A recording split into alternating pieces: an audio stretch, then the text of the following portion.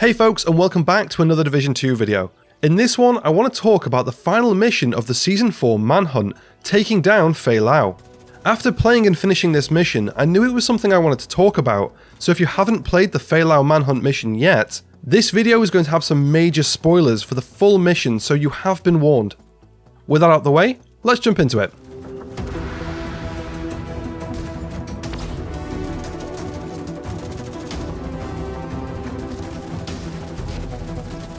So this mission and its conclusion has sparked some serious conversation in the Division 2 community, mainly because of the way it handles a character that to veterans of the Division franchise is one of the first major characters you get to know, and one of the few characters that actually follows us through the two games. But it isn't just how this character is handled, but also the conclusion of Year 2 and the Warlords of New York story arc, and I do have a lot to say about this, but first let's take a look at the mission itself. So this final mission of the season has us track down Faye Lau, an ally and Division agent gone rogue, to Camp White Oak, where she's arranged a meeting with the current acting president of the United States, Ellis. We land and head towards where Ellis is staying, and we hear that Faye is on her way and will be meeting Ellis at the cabin. As we get closer, we hear Faye over the comms letting us know that she knows we're listening and there's no reason to go after her because she's already killed Ellis, and that this was her motive all along. When we get to the cabin where they were going to meet, we find the president dead, and an echo showing Faye pulling the trigger from the other side of a window, killing President Ellis. We continue to pursue Faye towards where her helicopter landed, and she informs the Black Tusk at Camp White Oak that the Division killed Ellis, and that they can't let us escape. So after we fought our way through the Black Tusk, we find our way to the helicopter pad where they're struggling to get the helicopter to take off. We disable it and kill Faye Lau. Now the actual mission itself is not that bad. I'll talk more about the mechanics and the gameplay shortly, and Faye killing Ellis and that being her motive to join the Black Tusk, which we find out from one of her comms, makes sense to me. Hey Roy, this is hard. For me, this is probably the hardest thing I've ever had to do. You trusted me, and I loved you for that. It broke my heart having to keep secrets like this from you, but I knew if I told you what I was planning, you would try to stop me. And if you tried to stop me, there is no way I could have gone through with any of it. There's no way I could have interrogated Alicia, or met Schaefer, or gone with him. But I had to do this, Roy. I had to.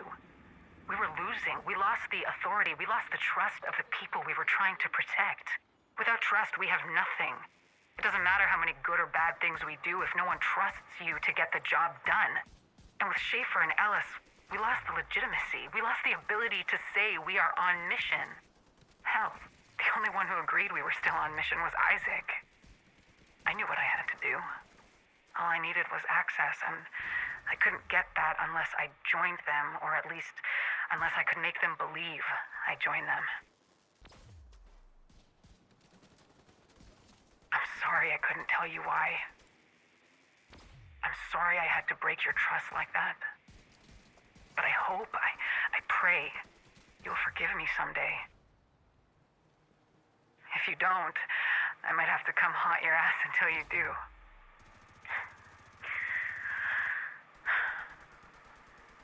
Lau out. I'm fine with the idea of Faye pretending to go rogue to take out Ellis, if she felt that that was the only way. But if that was her motive, why would she then try to turn the Black Tusk on us?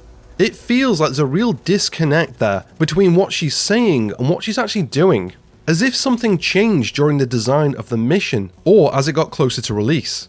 It just doesn't feel like it all goes together. If her plan was to join the Black Tusk as a double agent, even without us knowing, after killing Ellis, why wouldn't she let us just capture her so she could explain herself, or even join up with us to finish the mission, instead of trying to turn the remaining Black Tusk on us, then trying to kill us herself? It just doesn't quite add up. But I think what really got to a lot of players, especially for people who've been playing since the first game, is what a poor send-off it felt for one of the characters we've known the longest through the franchise. No major story beat, no cutscene, there was just kind of nothing. Faye Lau was a big part of the Division 1, with us every step of the game and the first major character we actually meet. She's a big part of the Warlords of New York campaign, but she's simply killed off like a throwaway named NPC, and it just feels anticlimactic and a little bit deflating.